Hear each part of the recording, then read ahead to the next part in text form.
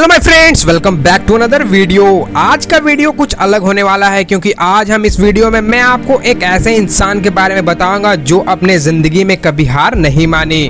वो बस जिंदगी के हर मोड़ पर खेलते चले गए इसी उम्मीद में कि वो एक दिन सेंचुरी जरूर बनाएंगे, लेकिन जिंदगी ने उन्हें कई बार हर तरीके से आउट किया। कभी रन आउट, कभी कैच आउट, कभी हिट विकेट, कभी बोल्ड, लेकिन वे कभी हार नहीं माने और खेलते चले गए और लास्ट में एक दिन सेंचुरी बना ही दिए और रिकॉर्ड के साथ बनाए। आज का वीडियो उन्हीं पे है, आप इस वीडियो को पूरा जरूर देखिएगा। तो चलिए वीडियो को शुरुआत करते हैं, लेकिन उससे पहले आप लोगों से निवेदन है कि अगर आप मेरे चैनल पे पहली बार आए हैं या मेरे इस वीडियो को पहली बार देख रहे हैं तो मेरे इस चैनल को सब्सक्राइब जरूर करें और साथ में बेल आइकन को भी दबा दें। उससे क्या होगा कि जब भी मैं फ्यूचर में वीडियो अपलोड करूंगा आप तक नोटिफिकेशन चला जाएगा। और मैं इसी तरह के वीडियो रेगुलरली वीक में 2 दिन लाते रहता हूं, जिससे आपकी नॉलेज को बूस्ट अप मिलेगी। तो चलिए वीडियो को स्टार्ट करते हैं, लेट्स स्टार्ट।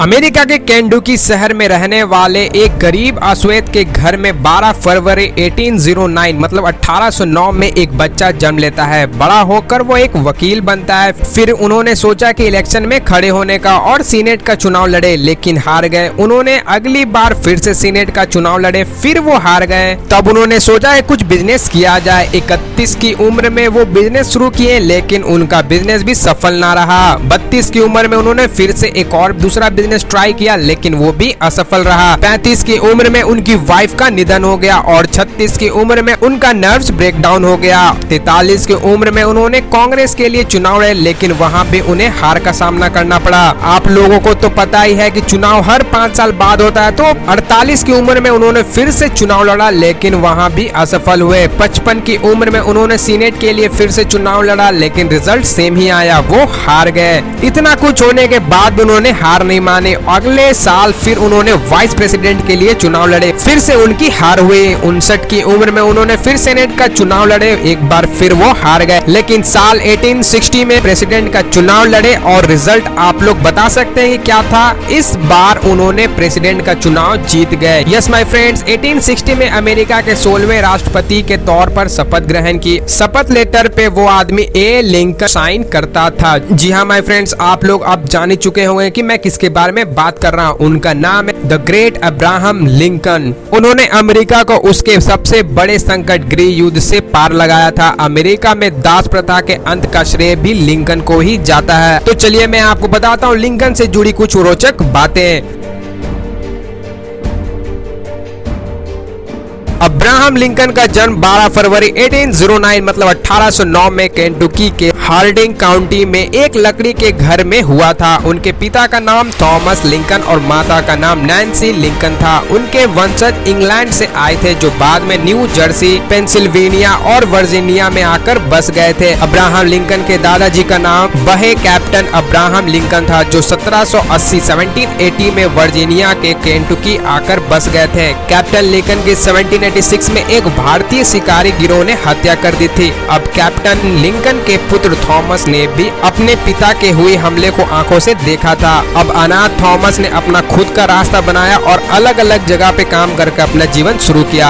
अब्राहम लिंकन को बचपन से ही कड़ा परिश्रम करना पसंद नहीं था, जिसके कारण उसके परिवार के लोग और पड़ोसी उन्हें आलसी कहा करते थे। वे अपना अधिकतर समय किताब पढ़ने और कविताएं लिखने में बिताते थे। उनकी शुरुआती शिक्षा किसी स्कूल के बजाय घुमंतु टीचर से हुई थी। मतलब क्या कि जो भी आता उसे कुछ बताकर चले जाते थे, मतलब उन्हीं से वो सीख लेते थे, जिन्होंने लिंकन को कम समय में ही काफी पढ़ा दिया था। अब थोड़ा बड़ा होने पर लिंकन को रूढ़िवाद प्रथाओं के खिलाफ लड़ने का विचार आया था। अब धीरे धीरे परिवार की मदद के लिए उसने काम करना शुरू कर दिया था और अब्राहम कुल्हाड़ी चलाने में माहिर हो गया थे। लिंकन को शुरू से ही गुलामों पर हो रहे अत्याचारों से सख्त नफरत थी और वो दास प्रथा को खत्म करना चाहते थे। बड़े होने पर वो छोटे से एक वकील बने। लिंकन अपने उन क्लाइंट से अधिक फीस नहीं लेते थे जो उन्हीं की तरह गरीब थे। एक बार उनके एक क्लाइंट ने उन्हें $25 भेजे थे, तो लिंकन उसमें से $10 यह कहकर लौटा दिए कि $15 मेरे लिए पर्याप्त हैं। आमतौर पर वे अपने क्लाइंट को अदालत के बाहर ही राजीनामा करके मामला निपटा लेने की सलाह देते थे ताकि दोनों पक्षों के धन मुकदमेबाजी में बर्बाद ना हो जाए। इसके बदले में उन्हें ना के बराबर ही फीस मिलती थी। एक शहीद सैनिक की विधवा को उसकी पेंशन के $400 दिलाने के लिए एक पेंशन एजेंट $200 फीस मांग रहा था। लिंकन ने उस महिला के लिए न केवल मुफ्त में वकालत की बल्कि उसके होटल में रहने का खर्चा और घर की वापसी की टिकट का भी इंतजाम किया था। देश में गुलामों की प्रथा की समस्या चली रही थी। गोरे लोग दक्षिणी राज्यों में बड़े खेतों के स्वामी थे और वह अफ्रीका के काले लोगों को अपने खेतों में काम करवाने के लिए बुलाते थे और उन्हें दास के रूप में रखा जाता था। उत्तरी राज्यों के लोग गुलामी की इस प्रथा के खिलाफ थे और इसे समाप्त करना चाहते थे। अमेरिका का संविधान आदमी की समानता पर आधारित था, इसलिए वहाँ देश में गुलामी के लिए कोई जगह नहीं थी। इस मुश्किल समय में अब्राहम लिंकन 1860 मतलब 1860 में संयुक्त राज्य अमेरिका के राष्ट्रपति चुने गए थे। वह गुलामी की समस्या को हल करना चाहते थे। दक्षिणी राज्य के लोग गुलामी के उन्मूलन के खिलाफ थे। इसे देश की एकता में खतरा आ सकता था। दक्षिणी राज्य एक नए देश बनने के लिए तैयार हो रहा था, परंतु अब्राहम लिंकन चाहता था कि सभी राज्य एकजुट होकर रहें। अब्राहम लिंकन को कई समस्याओं का सामना करना पड़ा था। वह किसी भी कीमत पर देश की एकता की रक्षा करना चाहते थे। अंत में उत्तरी और दक्षिणी राज्यों के बीच एक नागरिकता के लिए युद्ध छिड़ गया। उन्होंने युद्ध बहादुरी से लड़ा और घोषणा की, एक राष्ट्र आधा दास और आधा बिना दास के नहीं रहा जा सकता। मतलब क्या, a nation can not exist half free और हाफ स्लेव। अब्राहम लिंकन यह युद्ध जीत गए और देश फिर से एकजुट रहा। लिंकन शुरू से ही दास प्रथा के विरोधी थे और उसके लिए उन्होंने पूरे जीवन संघर्ष भी करना पड़ा था। इसी समय उन्हें रतलेज नाम की युवती से प्रेम हो गया था और शादी से पहले ही उसकी मृत्यु हो गई थी। अब्राहम लिंकन को इस बात का बहुत सदमा लगा था। लिंकन अपने बचे हुए समय में कानून की जानकारी प्राप्त करने और कुछ समय बाद उन्हें वकालत शुरू कर दी, पर वह ज्यादा दिन ना चल सकी।